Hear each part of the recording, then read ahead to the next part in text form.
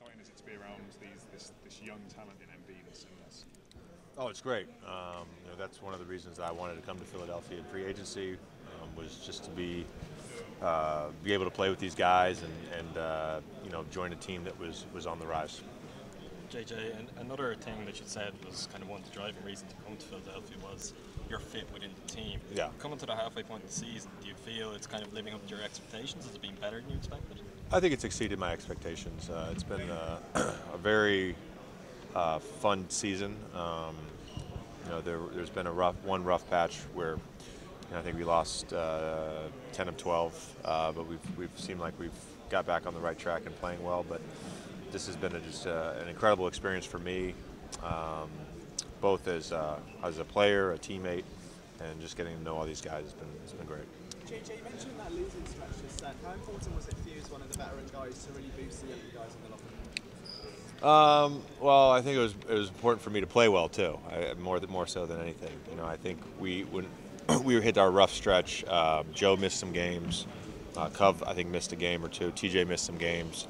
I was out 2 games, so we had guys out, and I think just getting guys healthy and back on the floor was big for us. And the Denver win was huge because it was only the second time this season we've won without Joe on the floor. So we know we're going to face that situation again as the season progresses. So we have to be prepared for that and hopefully replicate how we played in Denver.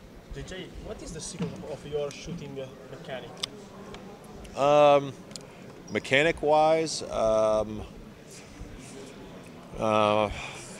all about mind.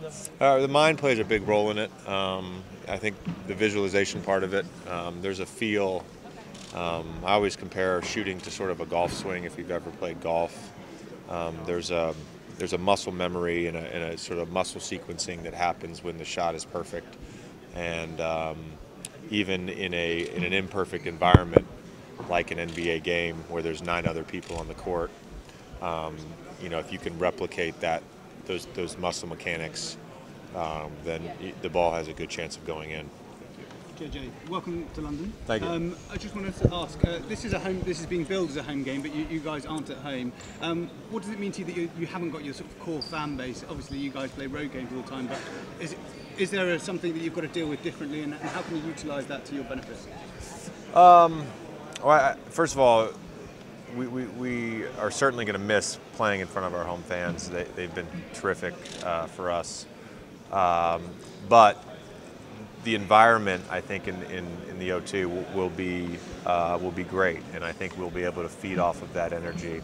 It's a huge honor to be one of the 2 teams that gets to play in London this year, and we know that there's going to be some buzz in the building, and both teams will be able to feed off that. It should be a lot of fun. I mean, the comparison I would make is in college and March Madness when you're playing essentially on a neutral site.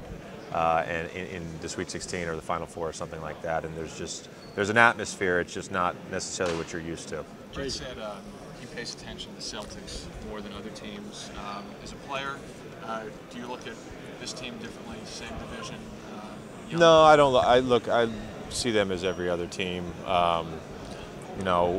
As the season gets closer to games, 75 through 82. You can certainly start looking ahead and maybe saying, well, who are we maybe matched up against in the playoffs if we're fortunate enough to make the playoffs. But for now, I'm just a fan of the game. I watch every team equally and pay attention to every team the same. That being said, what do you make of what they've done this year?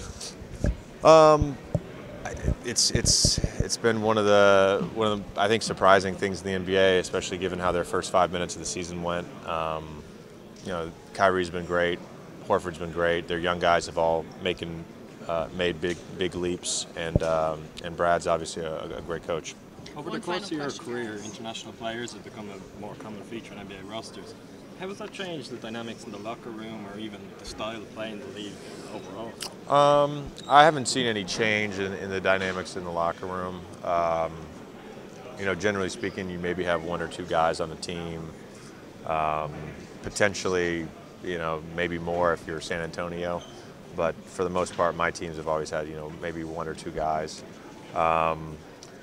And in terms of the style of play, I think you know, skilled players have a place in this league, and that's certainly helped, I think, overseas players because of how the game is taught over here, and it's allowed some guys to not only, you know, have a place in the league but stick in the league.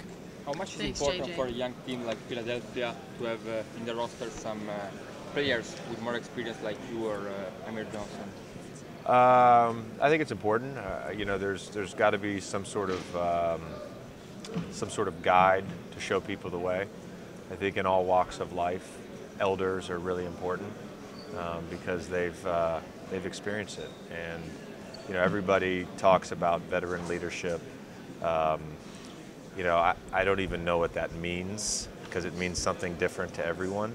But certainly, my approach has been just to show these guys how to be a pro, and hopefully impart some of my wisdom that I've gained from having great vets myself over the years.